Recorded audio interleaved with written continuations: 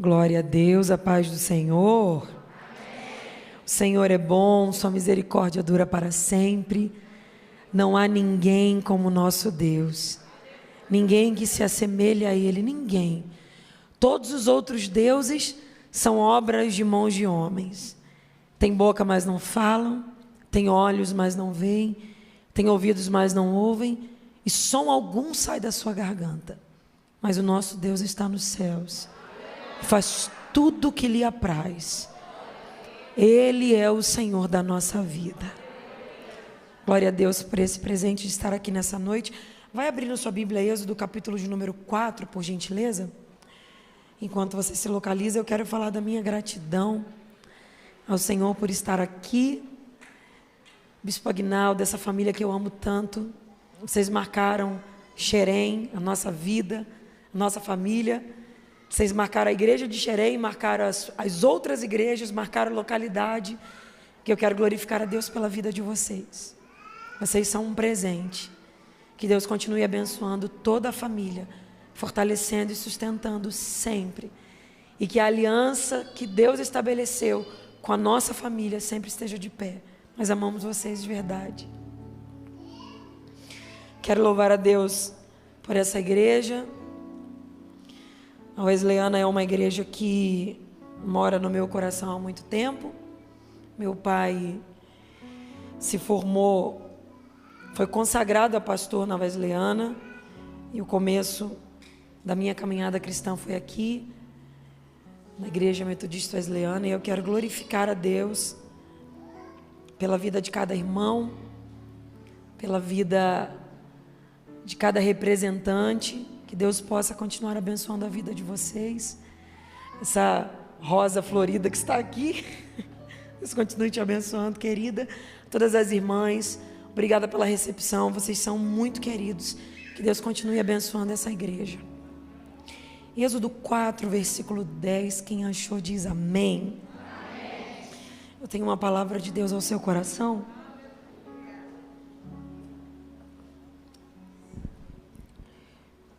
Moisés então respondeu ao Senhor dizendo: Senhor, eu nunca fui eloquente, nem outrora, e nem depois que tu falaste a teu servo. Sou pesado de boca e pesado de língua. Respondeu-lhe então o Senhor dizendo: quem fez a boca do homem? Quem fez o mudo ou o surdo, ou o que vê ou o cego? Não fui eu, o Senhor? Vai, pois, agora, e eu serei com a tua boca, e te ensinarei o que hás de falar. Mas ele respondeu dizendo: Senhor, envia aquele que hás de enviar, menos a mim. Então a ira do Senhor se acendeu contra Moisés, e ele lhe disse: não é Arão o levita teu irmão? Eu sei que ele fala bem. Eis que ele virá ao teu encontro, e vendo-te, se alegrará em seu coração. Tu, pois, lhe falarás, e lhe porás na boca as palavras, e eu serei com a tua boca e com a dele, e vos ensinareis o que deveis fazer. Ele falará ao povo em teu lugar. Mais uma vez a parte A do versículo 16.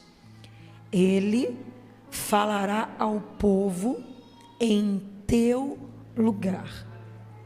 Ele falará ao povo em teu lugar. Ou ele falará por ti ao povo. Ele falará ao povo em teu lugar. Fala conosco, Jesus. Nós desejamos ouvir a tua voz. Usa o vaso. É de barro, é pequeno, mas é teu. Fala com o povo, porque o povo também é teu. Fique à vontade no ambiente, a casa é tua. Quem manda aqui é o teu Espírito. Quem determina o que vai acontecer aqui é o Senhor. Se tu quiseres curar nessa noite, a casa é tua, Senhor. Se tu quiseres batizar com o Espírito Santo e com fogo, a casa é tua. Se tu quiseres quebrar cadeias do nosso meio, a casa é tua. Tu fazes como tu quiseres. Nós somos teu povo. E tu és o nosso Deus. Aleluia. Fala conosco. Nossa alma te deseja. Fala conosco que a nossa alma viverá, Senhor. É o que nós desejamos e te pedimos. Em nome de Jesus. Amém e amém. Senta dando glória a Jesus.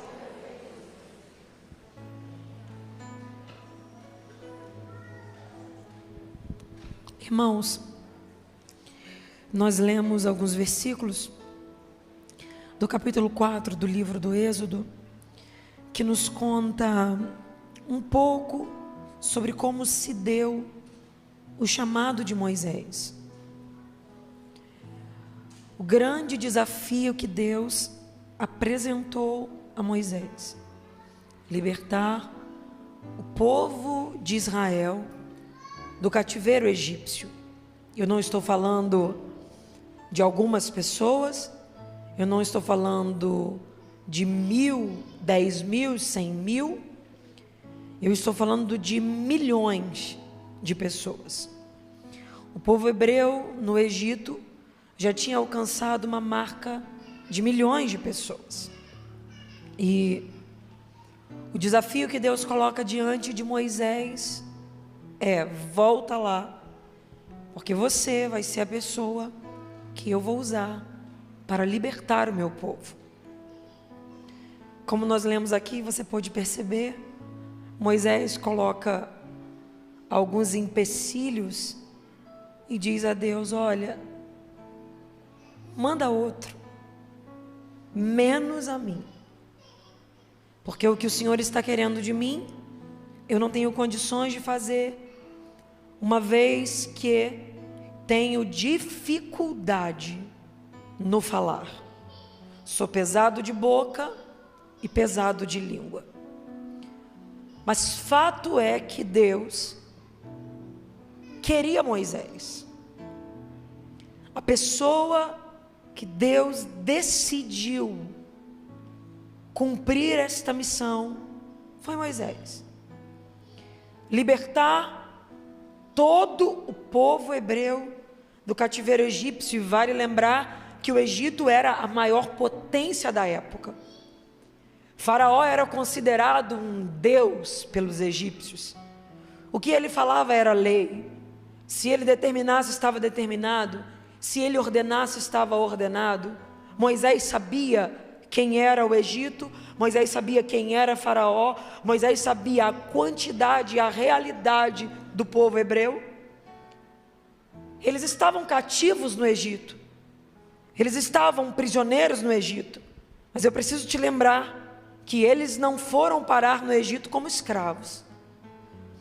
O povo hebreu desce ao Egito na época que José, lembra de José, que foi vendido pelos seus irmãos? Eles descem ao Egito na época que José era governador do Egito.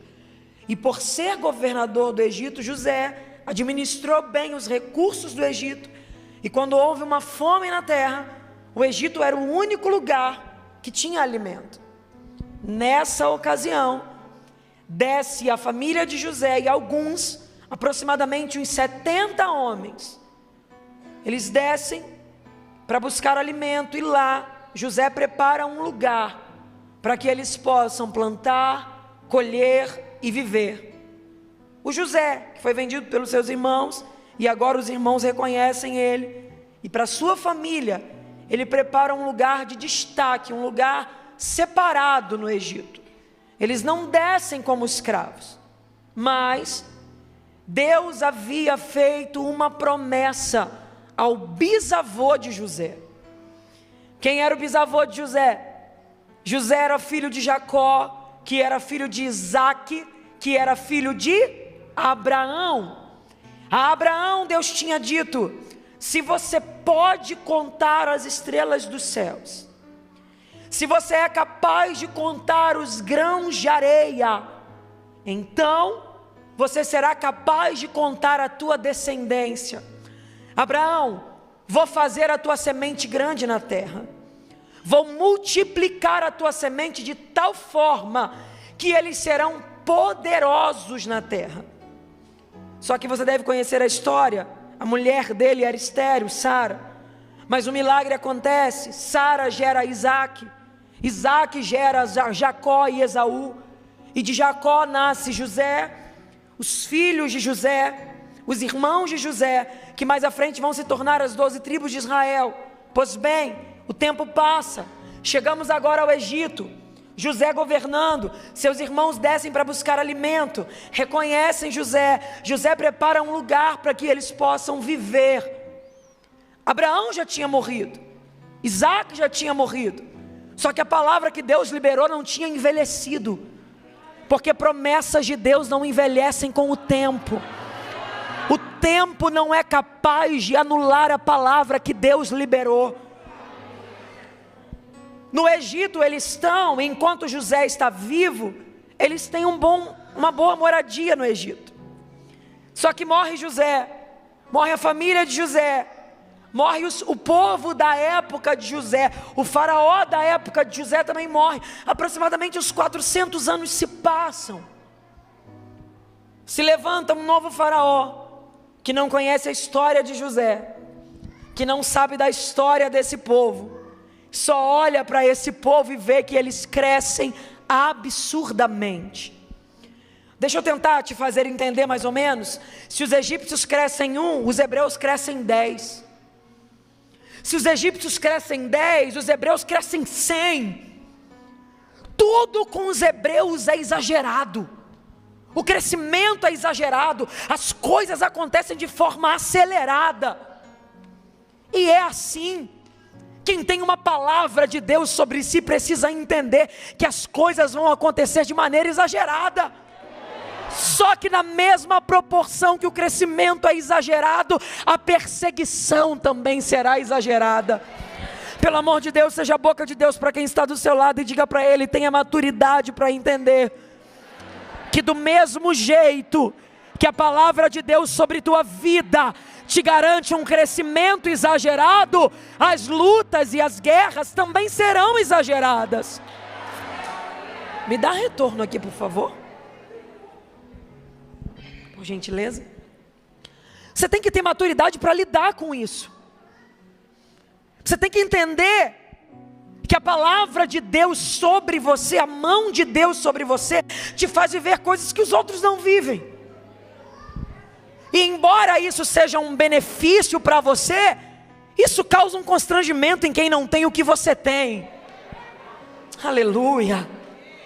E quem não recebeu o que você recebeu, está te olhando e está dizendo, por que ele não eu? E aí você vai ter que ter maturidade para lidar com o nível da perseguição. Lá estão os hebreus crescendo, crescendo, crescendo. Eles não fazem força para crescer, eles crescem naturalmente. Porque quem tem a mão de Deus sobre si não faz força para as coisas acontecerem. Elas acontecem. Amigo, não mexe no meu retorno não, por favor. Meu retorno, não mexe não, por favor. Você não precisa fazer força, acontece. E quem não tem o que você tem, está olhando e está dizendo, o que é isso? Faraó está incomodado com o crescimento daquele povo. Que crescimento é esse? Que gente é essa? O que acontece com eles? O que eles têm? Ele não conhece a história deles. Ele acha que o crescimento dos hebreus acontece do nada. Só que nada na vida de alguém acontece do nada. Se Faraó conhecesse a história dos hebreus, ele saberia que antes desse crescimento absurdo, tem um homem deixando terra, parentela, casa de pai, tem renúncias por trás de todo o crescimento. Aleluia! Por mais que alguém tente ignorar a história, não adianta, o crescimento revela as renúncias que existiram. Oh glória! Olha para quem está do teu lado e fale para ele, alguém pode tentar anular a história. Fala para ele, mas não tem como. O crescimento revela as renúncias que existiram. Alguém pode dizer, caiu de paraquedas, chegou do nada, mas não tem como. O teu crescimento revela as renúncias que você fez para chegar onde chegou. Alguém pode não ter visto, mas o Deus que conhece tua história está dizendo, fica tranquilo. Eu honro histórias. Eu honro renúncias. Rebacando revachúria. Faraó está irritado com o crescimento deles, está dizendo, eu preciso dar um jeito de parar esse crescimento. Alguma coisa eu tenho que fazer para que eles não cresçam mais. Já sei. Eu quero que vocês dobrem as cargas dos hebreus. E aí sabe aquelas construções faraônicas? Faraó está agora exigindo que eles trabalhem muito mais na produção dos tijolos. De início era assim, trabalhem, maltrate eles. Faraó começou a perceber que não estava resolvendo. Então agora os egípcios nem a matéria-prima, a palha fornecia mais. Os hebreus tinham que buscar, trabalhar na produção e trabalhar na construção. E sendo maltratados. Porque ele pensou, se eu multiplicar as cargas, se eu maltratar, eles não vão ter tempo para crescer. O tempo mudou, mas a estratégia é a mesma. Todas as vezes que o diabo quiser mexer no teu crescimento, ele vai tocar no teu tempo. É uma ótima forma de minar o crescimento. Mexe no tempo. Faz ele achar que não tem tempo porque é importante. Faz ele se esquecer do que realmente faz crescer e faz ele inverter prioridades. Só que na nossa época nós somos escravos sem saber que somos. Porque a nossa escravidão é uma escravidão velada. A gente é escravo achando que é livre. E aí ele coloca a mão no nosso tempo e nos faz achar que não temos tempo porque é importante. E a gente diz, não, é o meu lazer, é para o meu bem. Que nada, ele está minando o teu crescimento e você nem está percebendo. Como para os hebreus a escravidão não era velada, era dita, e os hebreus não tinham poder de influência sobre aquilo, estava imposto. Faraó disse que ia fazer, que ia acabar com o crescimento deles. Faraó determinou atrapalhar o crescimento. Coitado de Faraó. Se eu pudesse dar um conselho para ele, eu diria, meu amigo, não mexe com quem tem a mão de Deus, não. Se eu tivesse a oportunidade, bispo, de entrar lá e dizer alguma coisa para ele, eu diria, posso te dar um conselho? Não toca em quem tem a mão de Deus, porque quem tem a mão de Deus, toda ferramenta preparada não prospera. Não adianta.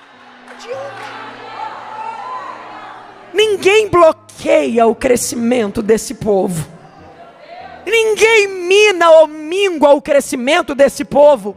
Quando Deus coloca a mão, aleluia, pode ser projeto, pode ser lei, pode ser decreto, pode ser mensagem enviada no secreto. O Deus que determinou o crescimento coloca a mão e diz, ninguém atrapalha o que eu determinei. Oh, aleluia! Atrapalha o tempo deles, aflige eles, mas a Bíblia diz que quanto mais os afligiam, um tanto mais cresciam. Eu vou repetir uma coisa para você e eu quero que você entenda, porque a Bíblia ela se explica por si só. A Bíblia explica a Bíblia. Tem um crescimento que Deus liberou, dito a Abraão, eu vou multiplicar. Então os hebreus estão no Egito debaixo de uma palavra, e a palavra é multiplicação, ok? Então já tem um crescimento dito por Deus. Só que aí Faraó decidiu colocar a mão e disse, vou atrapalhar o crescimento. E agora este versículo está condicionado a uma decisão de Faraó. Olha, quanto mais os afligiam, mais cresciam. Então perceba que esse crescimento aqui não está ligado ao crescimento que Deus falou a Abraão. Ó, quanto mais afligiam, mais. Esse mais está conexo à aflição. Então já tem um crescimento que Deus deu e que vai acontecer, que ninguém vai atrapalhar. Mas porque alguém decidiu colocar a mão e disse, vou atrapalhar, Deus agora está dando um crescimento maior. Ó, Quanto mais aflige, mais cresce. Então se Faraó apertar mais, vai crescer mais. Se ele afligir mais, vai crescer ainda mais. É Deus dizendo: só por causa dessa aflição, só por causa dessa afronta, eu vou fazer o que falei que faria, e ainda vou fazer algo mais. Eu vou fazer algo além do que eu farei. Olha para quem está do teu lado e fale para ele: não se preocupe com as aflições. Fala: elas estão movendo o coração de Deus para trazer um bônus para a tua vida. Fala para ele: vai vir o que Deus falou e ainda vai vir algo a mais. Vai vir o que Deus falou e ainda vai vir algo a mais. Algo a mais. Não cresce, não para de crescer. Não vão prosperar, não param de prosperar. E aí Faraó fica tão revoltado com aquilo que ele diz: agora chega. Agora eu vou deixar claro o que é que eu quero. A partir de agora, todo garoto que nascer dos hebreus, todos os meninos que vocês encontrarem, eu quero que morram. Eles vão morrer no Nilo, eu quero que morram. O historiador conta que os soldados ficavam rondando a casa das hebreias para ouvir se tinha barulho de criança, se tinha choro. Todo garoto hebreu morria, e o instrumento para a morte deles era o Nilo. O historiador Flávio José conta que a quilômetros de distância dava para se ouvir o grito das mães hebreias, porque muitas perderam seus filhos. Ah, meu filho! Ah, meu filho! A vizinha: ah, meu filho! E a outra: meu filho! E uma grita de um lado, outra grita de outro, outra esperneia do lado de lá, outra pede misericórdia do lado de cá. E o pavor tomou conta dos hebreus, porque era sentença de morte, morte, morte. Morte de um lado, morte de outro, morte aqui, morte na esquerda, na direita, morte, morte. Uma grita, outra chora, uma se desespera, morte. Nesse meio tempo, a barriga de uma mulher aponta, grávida. Joquebede, vê se isso é hora de gerar alguma coisa. A sentença é morte. Vê se isso é hora de ter um projeto na barriga, se a sentença é morte. Aí o Espírito Santo falou comigo: Gabriela, quem comanda o ventre de profeta não é a boca de Faraó. Quem determina a hora de gerar projetos sou eu. Olha para essa pessoa do seu lado e fale para ela: a boca de Faraó pode falar o que quiser, mas quem determina a hora dos projetos de Deus saírem do papel é o próprio Deus. Fala para ele: na tua vida, na tua história, na tua família, quem determina é o próprio Deus.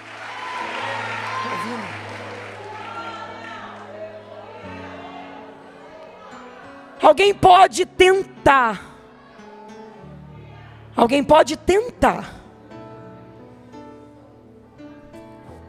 mas quem determina é o próprio Deus. Isso é hora, Joquebede. A sentença é morte, no ventre dela vida. O decreto é morte, no ventre dela vida. Oh glória! E é assim. A gente vai andando na contramão das sentenças. A gente vai andando na direção contrária do que a boca de Faraó falou. Ele diz que vai destruir e Deus constrói. Ele diz que vai acabar e Deus edifica. Ele diz que vai matar e Deus dá vida. Nós não andamos, ó mistério, pela direção de Faraó. Não, não, não. Só que eu não sei se você sabe, mas fetos recebem informações emocionais das mães. Como assim, Gabriela? Todo nível de informação emocional que a mãe sente, o feto também recebe. Então, se a mãe tem uma gravidez muito conturbada, pode gerar um filho ansioso, assustado, chorão, porque informações emocionais são transmitidas ao feto.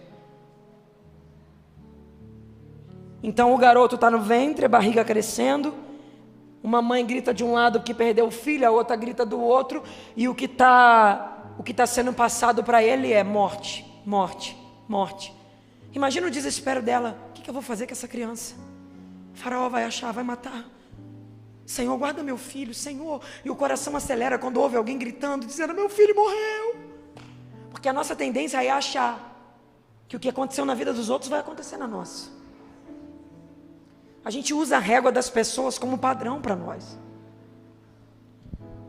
Cada hora que uma mãe gritava, eu imagino o desespero de Joquebede, pensando: daqui a pouco é a minha vez de sentir esse choro, de sentir essa dor. E o que está recebendo de informação emocional o garoto é morte, morte, morte, morte, morte. Eu imagino que por vezes ela sente medo, eu imagino que por vezes ela sente pavor, eu imagino que por vezes ela clama misericórdia, eu imagino. Mas o que está sendo passado para ele enquanto feto é medo, morte, desespero. O coração acelera quando uma mãe chora de um lado, o coração entra em pânico quando a mãe grita do outro, porque perdeu mais um filho, mais um morreu, mais um. Imagina ela pensando: daqui a pouco vai ser eu, daqui a pouco vai ser o meu. O garoto, antes de nascer, já está recebendo esse nível de sobrecarga emocional. Quando nasce, você pensa que ele faz como toda criança faz? Não, a Bíblia diz que ele fica escondido por 3 meses. Então imagina o desespero dela tentando preservar ele dos soldados quando ele chora.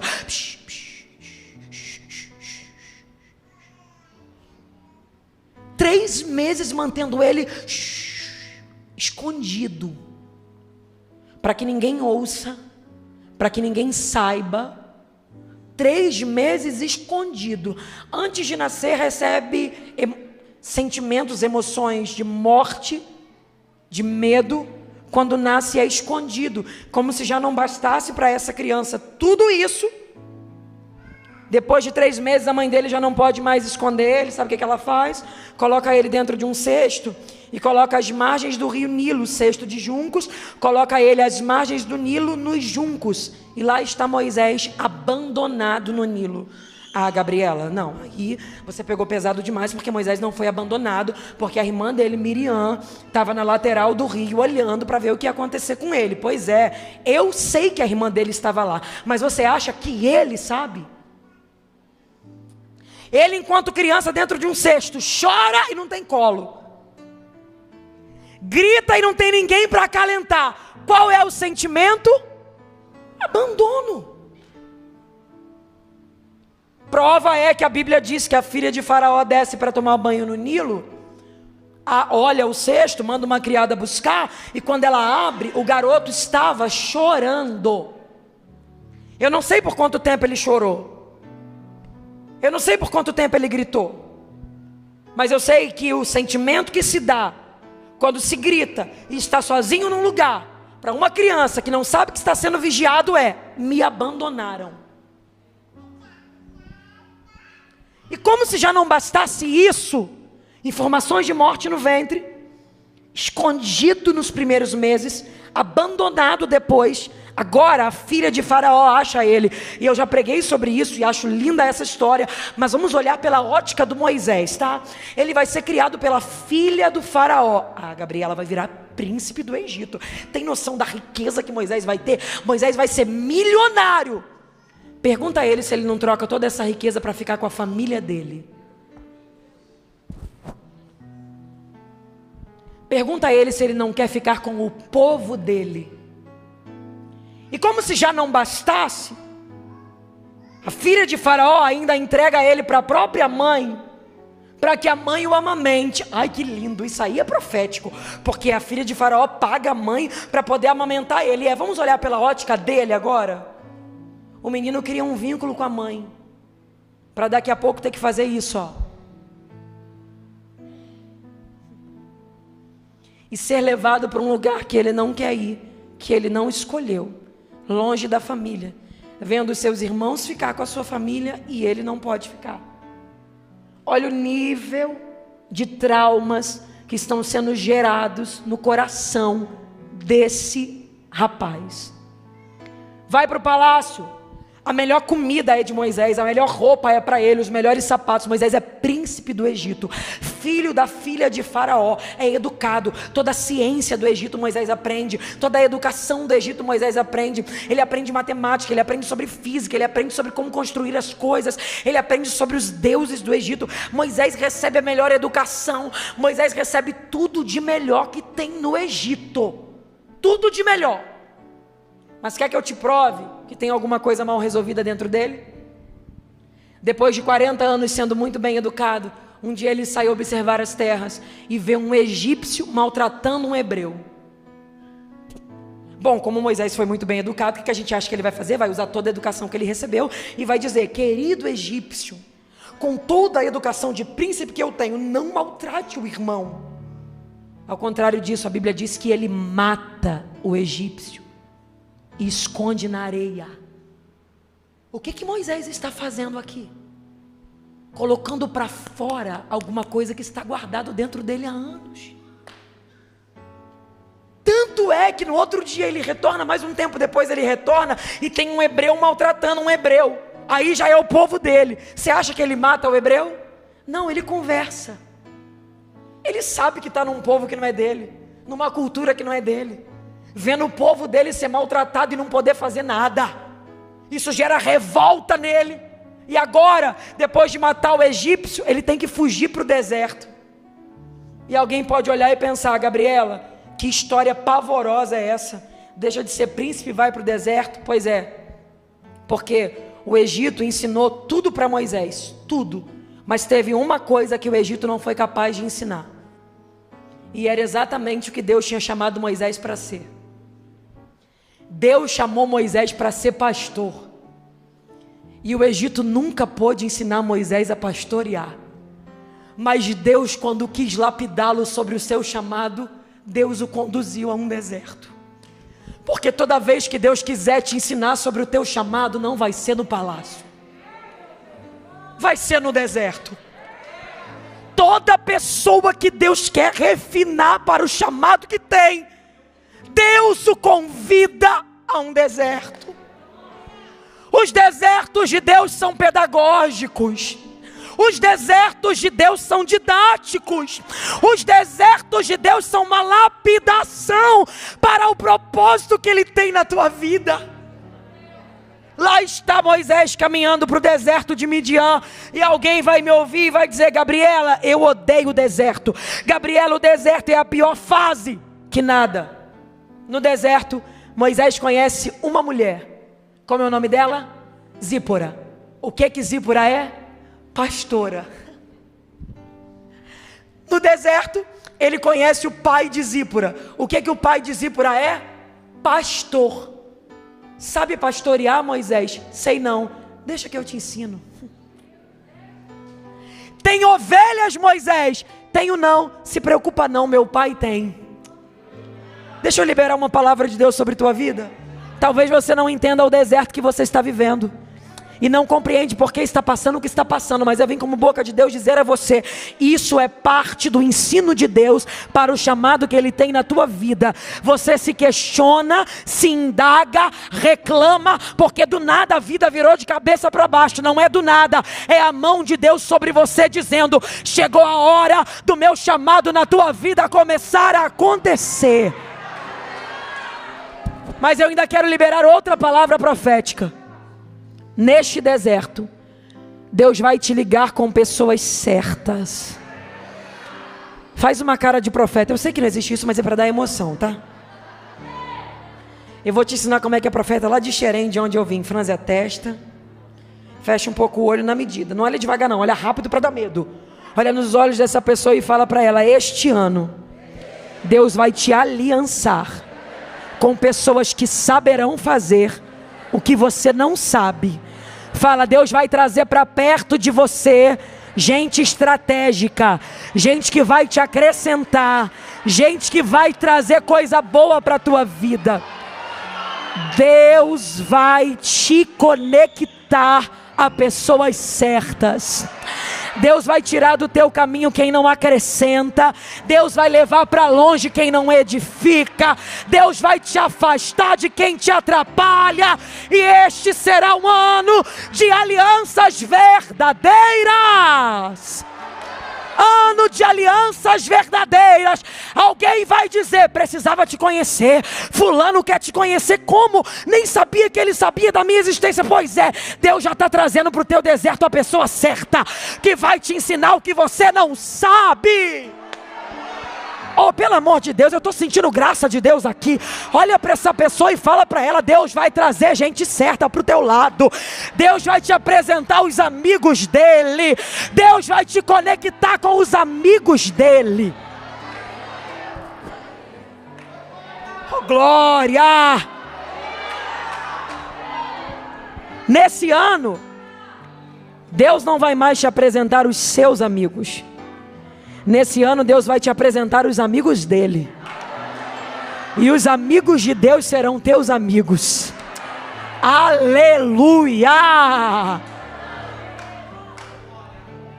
Moisés não tem noção do que está esperando por ele no deserto. Mas no deserto já tem uma Zípora e já tem um Jetro. Gente que vai ensinar a ele o que ele ainda não aprendeu. Você está entendendo o que Deus está te dizendo? Esse deserto não é momento de aflição. Esse deserto é momento de aprendizado. Deus está ligando o teu caminho ao caminho de alguém. Aleluia. Deus vai fazer a tua história entrelaçar com a história de alguém. E você vai dizer: meu Deus, eu nunca imaginei ser amiga dessa pessoa. Eu nunca imaginei ser amigo dessa pessoa. Eu nunca imaginei que eu ia cruzar o meu caminho com essa pessoa. E Deus está dizendo: eu já tinha este plano, porque eu sei o lugar que eu quero te levar. Aleluia. Lá está ela e vai ensinar para ele o que ele não sabe. Seu sogro vai ensinar a ele o que ele não sabe. Mas está Moisés, 40 anos no deserto, sendo pastor. Deixa eu te dizer que pastorear nessa condição que Moisés está não é uma profissão muito bem vista. Ele deixa de ser príncipe e vem assumir um cargo que não é tão relevante assim. E como se já não bastasse, ele está cuidando de ovelhas que nem são dele. As ovelhas são do sogro. Deus podia maneirar algumas coisas às vezes, né? Por que não dá para Moisés ovelhas que são dele? Se Deus pode ou não pode? Por que deixa Moisés já ser humilhado e ainda cuidar de ovelhas que nem são dele? Porque Deus é didático. Moisés cuida de ovelhas aqui que não são dele, porque mais à frente ele vai cuidar de um povo que também não é dele. Por que tem que ser no deserto? Porque enquanto Moisés aprende a vencer o deserto aqui, ele já está recebendo a instrução do seu futuro amanhã. Deixa eu liberar uma palavra para você. O que você faz hoje em pequena escala já está te ensinando sobre o teu destino.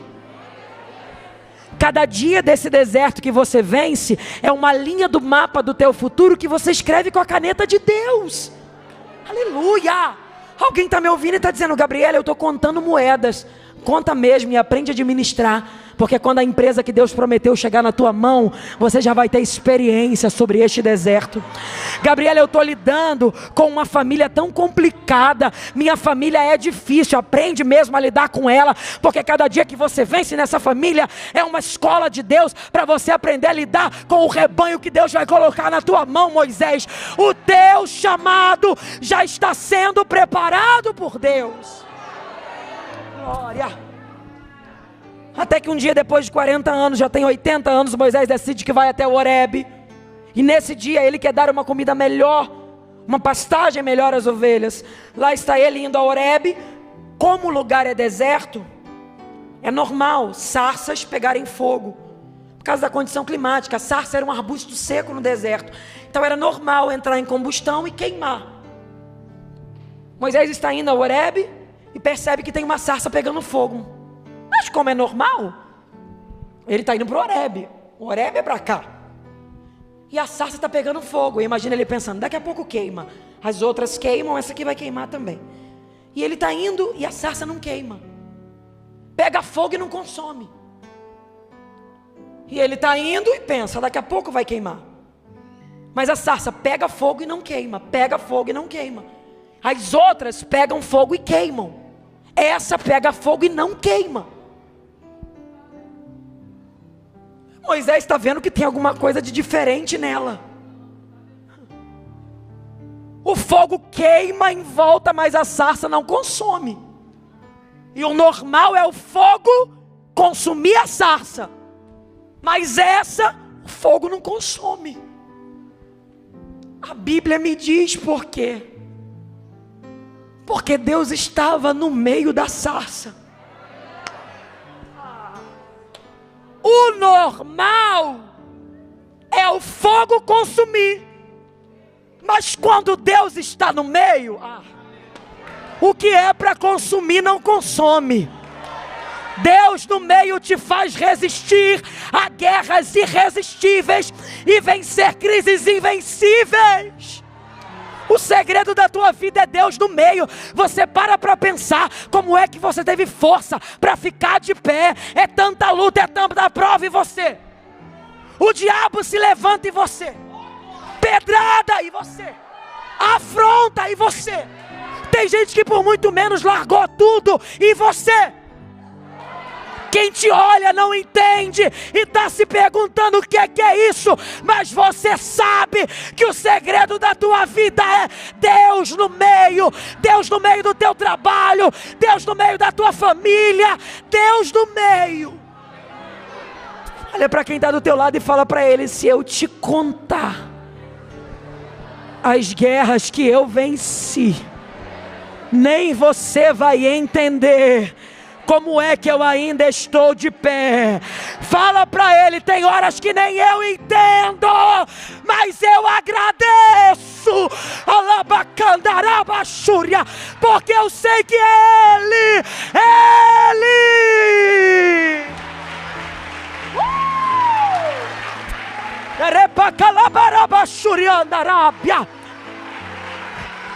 A raiva do diabo, mistério de Deus.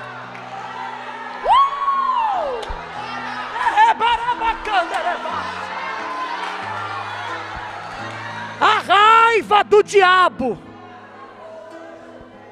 é que o projeto dele era destruir você. Ele já armou tudo que ele podia. Rebaracando e a sépia. Ele já levantou todas as investidas possíveis. Foi na família, foi nos filhos, foi no trabalho, foi no casamento, foi na saúde, foi aqui, foi ali, foi lá. E quando ele te olha, olha você.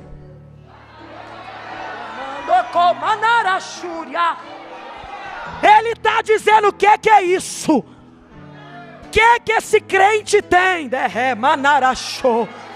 De onde ele tira força para ficar de pé? Você sabe que pela tua força você não ia aguentar. Você sabe que pelo teu braço você não ia suportar. É só pela graça. Ela que te visita pela madrugada, te toca e diz: levanta, levanta.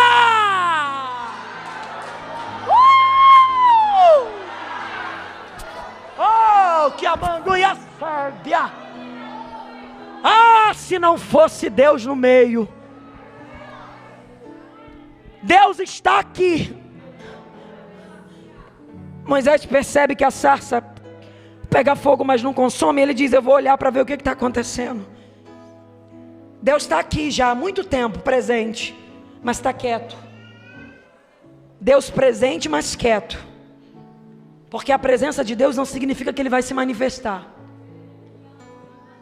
Mas a Bíblia diz que Moisés decide olhar para ver o que está acontecendo. Ele estava indo para cá, mas ele diz: agora me virarei para lá para ver esta visão. Quando ele se vira, Deus grita: Moisés, Moisés.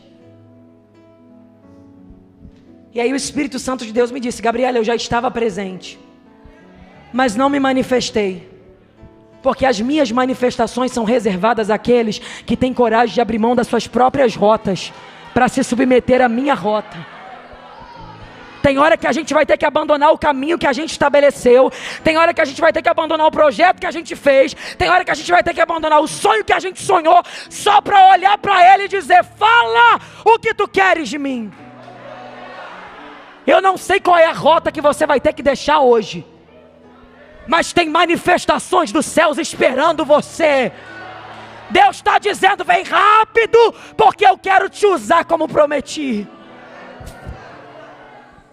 Deus grita: Moisés, Moisés, e ele chega perto, e Deus fala: não chegue perto, tira a sandália dos teus pés, porque o lugar é terra santa. Ele tira a sandália e Deus diz: eu sou o Deus de Abraão, de Isaac e de Jacó. Eu desci, porque eu ouvi o clamor do meu povo. Eu vou libertar aquele povo, eu vou tirar eles do cativeiro, eu vou libertar da mão de Faraó. Já tem 40 anos que Moisés está no deserto, e Deus diz: Moisés, eu desci, vou fazer. E Moisés está olhando: e a pessoa que eu vou usar é você. O que o Senhor quer de mim? Eu quero que você fale aos hebreus, eu quero que você fale a Faraó, eu quero que você fale aos egípcios, eu quero que você fale. Você vai falar que o Eu Sou te enviou, você vai falar que o Deus de Abraão, de Isaac e de Jacó apareceu para você. Fala, Moisés, fala.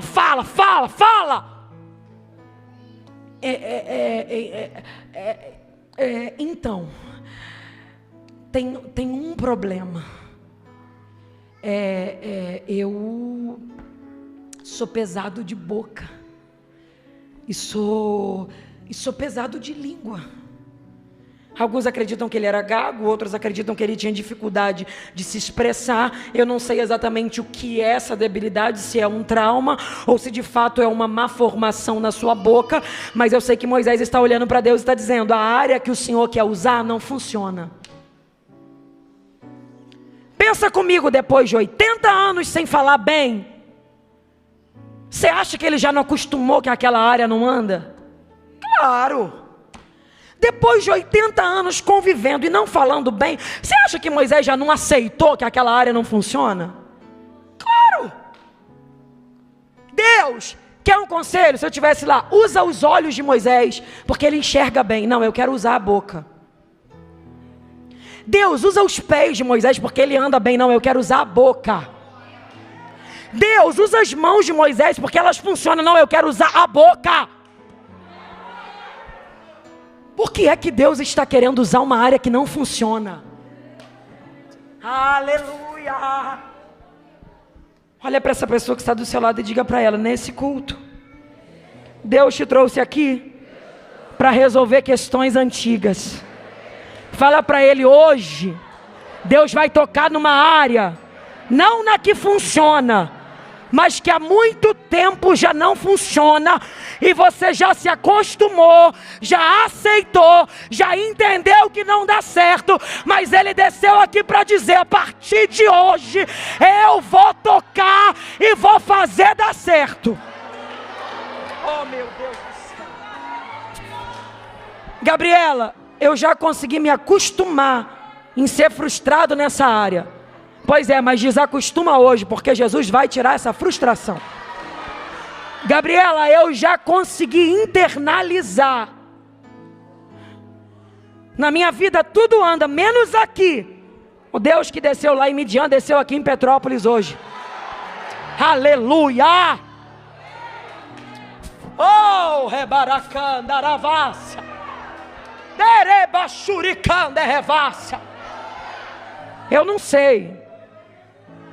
Eu não sei se foi uma má formação no ventre e ele ficou com uma fala presa. Eu não sei se foi um trauma. Viu quantas coisas eu te falei que ele passou? Na infância, na adolescência, na juventude. Eu não sei se foi um trauma e ele está dizendo: eu não posso falar. Eu sei que alguma coisa aconteceu que fez com que essa área morresse. Mas o Deus que desceu em Midian desceu para dizer: vou visitar áreas estéreis, vou consertar áreas que não funcionam, vou trabalhar em debilidades antigas para mostrar para você que eu ainda sou Deus do sobrenatural. Moisés está dizendo assim: ó, eu não posso falar, eu não sei. Aí Deus pergunta para ele, sabe o que? Moisés, quem fez a boca do homem? Oh, aleluia! Eu não sei se você sabe, mas eu vou te falar agora. Vamos supor que o melhor mecânico do Brasil mora aqui em Petrópolis. E aí você comprou um carro muito bom. O carro é top. Só que o carro deu defeito numa peça muito importante. E por mais que você leve no melhor mecânico de Petrópolis, no melhor, ele vai saber fazer tudo no carro. Mas o problema é que a peça essa peça, esse jeito, tem alguns níveis de defeito que para você conseguir resolver, ele vai dizer, quer um conselho? Procura a autorizada do fabricante, porque eles vão conseguir a peça nova, do jeito novo, para que o carro fique zerado. O que Deus estava dizendo para Moisés era, o problema está na boca? Você está diante do fabricante. Quem fez a boca do homem fui eu. Eu posso pegar uma nova e colocar no lugar. Deus me trouxe aqui para dizer que vai trocar. Se é o teu coração que está adoecido, Ele vai te dar um novo.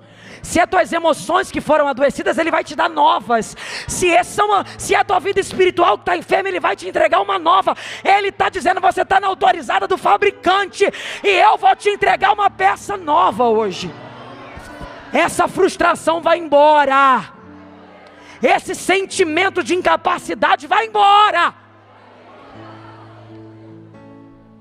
Só que Moisés olha, 80 anos, já acostumou que não consegue. Ele diz, Senhor, manda outro, menos eu, envia outro. Naquele momento que Deus pergunta quem fez a boca do homem, Deus estava abrindo uma porta de milagre para Moisés, estava dizendo, passa, se você não falava bem até agora, você vai falar bem a partir de agora. Quando Moisés diz, envia outro, menos a mim, ele está fechando a porta de milagres que Deus abriu. Porque todas as vezes que eu coloco a minha incapacidade acima do poder de Deus, eu fecho portas de milagres que Deus abriu. Todas as vezes que eu olho para o meu tamanho e ignoro o poder de Deus, eu fecho portas de milagres. Mas olha o que Deus responde para ele. A Bíblia diz que a ira de Deus se acende contra Moisés. Deus fica irado com ele, porque vê que ele fechou uma porta de milagres. E aí diz assim, Moisés, Arão, o levita, que está lá no Egito, é teu irmão, não é? É sim. Eu sei que ele fala bem, Moisés. Arão, o levita, sabe o nome, sabe o cargo, sabe aonde está, e sabe que é irmão de Moisés. E ainda diz, eu sei que ele fala bem. Se Deus conhece quem fala bem, por que está batendo na porta de quem fala mal?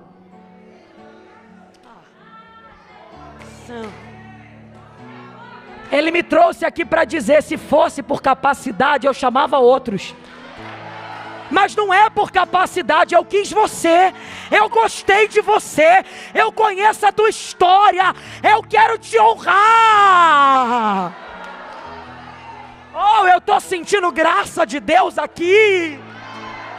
Se fosse por mérito, por pregar bem, por eloquência, tinha outro pregador aqui, mas não é mérito, é graça.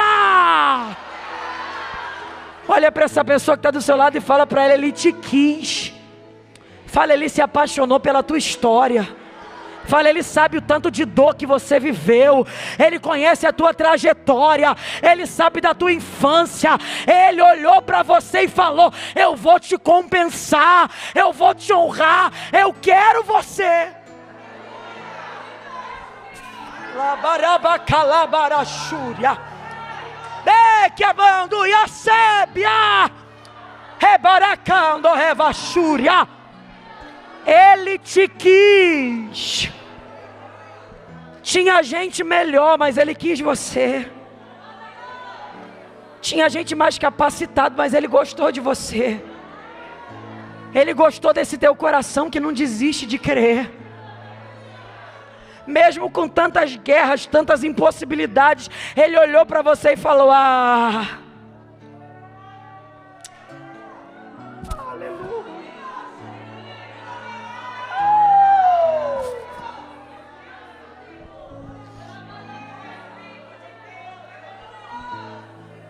Moisés, eu conheço um que fala bem, é teu irmão. Já que você fechou a porta de milagres que eu abri, teu irmão está vindo aí, e quando ele te encontrar, ele vai ficar muito feliz. E a partir de agora o esquema vai ser esse, Moisés. Você vai falar ao teu irmão, e o teu irmão falará ao povo. Você vai falar a Arão, e Arão vai falar ao povo.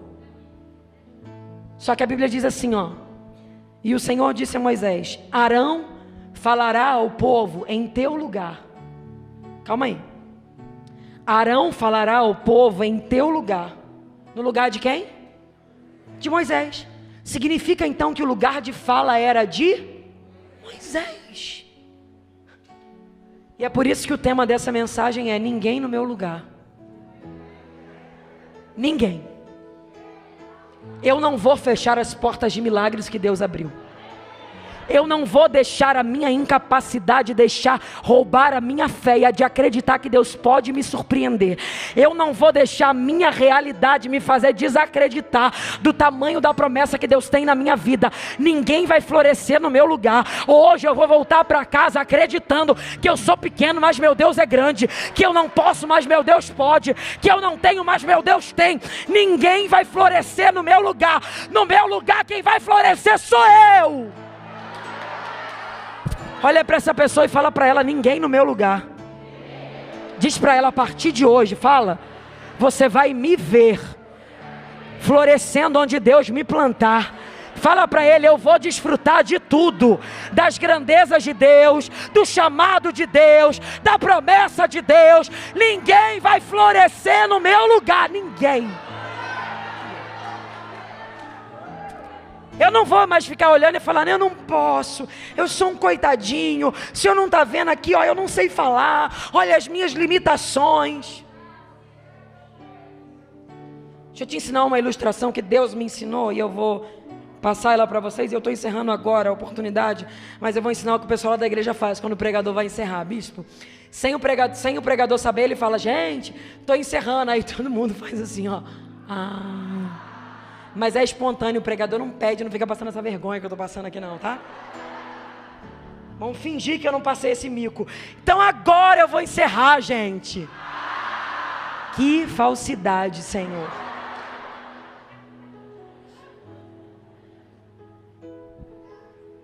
As nossas fraquezas eu vou tentar ilustrar para você. Vamos fingir que a minha fraqueza é não ter essa parte desse braço, espiritualmente, tá? E não ter essa parte da perna aqui. Então, Deus tem um chamado grande para mim, mas olha a dificuldade que eu tenho de conseguir chegar. Tá vendo? Quem tem as duas pernas vai correr na minha frente, eu nunca vou chegar. E aí o diabo não me ataca onde eu sou forte. O diabo me ataca onde eu sou fraco. Porque ele sabe que a única possibilidade de me derrubar é nas minhas fraquezas. Mas aí o Senhor olha para mim e diz: não tenha medo de viver o meu chamado por causa das suas fraquezas, porque o meu poder se aperfeiçoa nas tuas fraquezas. O que Deus está dizendo é: aquilo que você não tem, o meu Espírito entra e completa. Aquilo que você não pode, eu entro e faço ser. Sacode esse crente do teu lado e fala para ele: receba coragem agora, para de ficar se comparando às pessoas. O poder de Deus vai te fazer grande, grande.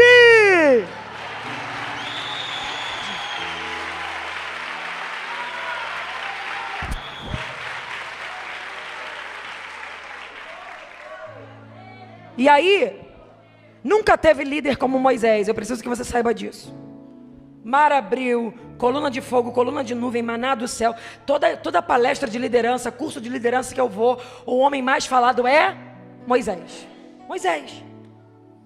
E quem fala isso não sou eu não, quem fala isso é a Bíblia. O último capítulo do livro de Deuteronômio diz: e nunca mais se levantou em Israel um homem como Moisés, com o qual o Senhor falara face a face, boca a boca, nos feitos, sinais e manifestações que Deus operou, tanto no Egito quanto no deserto, através da vida dele. Como Moisés não teve, Moisés foi o cara. Se fosse brasileira a Bíblia, se fosse carioquês escrevendo a Bíblia, diria: Moisés era top. O que Deus tinha com ele no ministério aconteceu. O povo foi liberto. O que Deus queria fazer ao povo aconteceu. Mas ele teve que viver uma vida inteira assim, ó: fala isso, isso, isso. Aí o outro ia: assim diz o Senhor. Agora fala isso, isso, isso. Assim diz. Agora fala isso, isso, isso. Quando na verdade o que Deus queria era que ele dissesse: assim diz o Senhor. Então a descida de Deus em Midian não era para validar o que ele seria aos outros, era para validar o que ele seria a ele mesmo. Aquele dia Deus não desceu para validar o que já estava feito, já ia acontecer a libertação, o povo já viveria milagres. Aquele dia Deus desceu para resolver questões dele. Porque hoje eu não vim pregar o quanto você vai ser bom para os outros, eu vim pregar o quanto você vai ser bom para você mesmo. Hoje, você vai olhar para dentro de você e vai se permitir crescer em áreas que você achou que não poderia. Hoje você vai ver áreas secas da tua vida recebendo uma chuva de Deus. Você vai voltar a crer que você pode sim. Que por mais que a vida tenha te feito acreditar 20, 30, 40 anos que você não vai, e você já aceitou que não vai, as crenças limitantes, sabe? Se ninguém da tua família foi, você não vai. Ninguém da tua família casou e foi feliz, você não vai casar e não vai ser feliz. Ninguém da tua família se formou, você não vai se formar. Hoje, essas crenças limitantes serão rompidas, e Deus me trouxe aqui para te dizer: você vai chegar onde ninguém da tua família chegou, você vai mais longe do que você imagina, você vai romper limites. Para de achar que já é tarde. Não é tarde. Deus está dizendo: eu quero restaurar promessas antigas, e quero te lembrar que há possibilidade de um recomeço. Deus está visitando a tua alma, revirando uma gaveta antiga, pegando um sonho lá de baixo e trazendo ele de fora. Eu estou sentindo Jesus aqui, e ele vai te tocar hoje.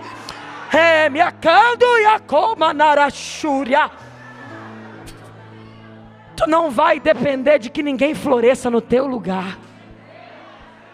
Deus te dará habilidades novas. Deus te entregará ferramentas novas. Olha para essa pessoa, e eu encerro agora, e diga para ela: olhe para mim. Fala: olhe para mim. Você está olhando a última vez para alguém que era como eu era. Fala para ele: porque a partir de agora eu estou recebendo a autorização para chegar mais longe, para voar mais alto, para romper limites. Deus está abrindo essa gaiola e está dizendo: voa, voa, vai longe, voa, eu tenho uma obra, vai! Vai mais longe, vai! Eita lá, Bachurianda Arábia! Vai, vai! O Espírito te leva! Se prepare para ser o primeiro na tua casa.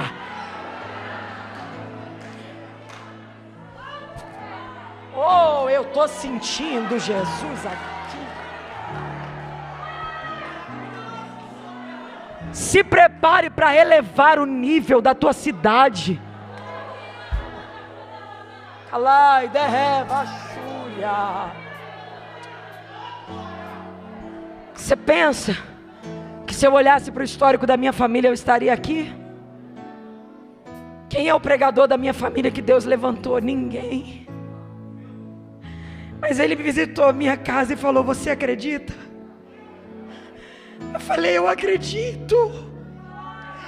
Ele disse: então vem, porque eu serei céu para que tu voes, e eu serei passarela para que tu ande. Oh mistério!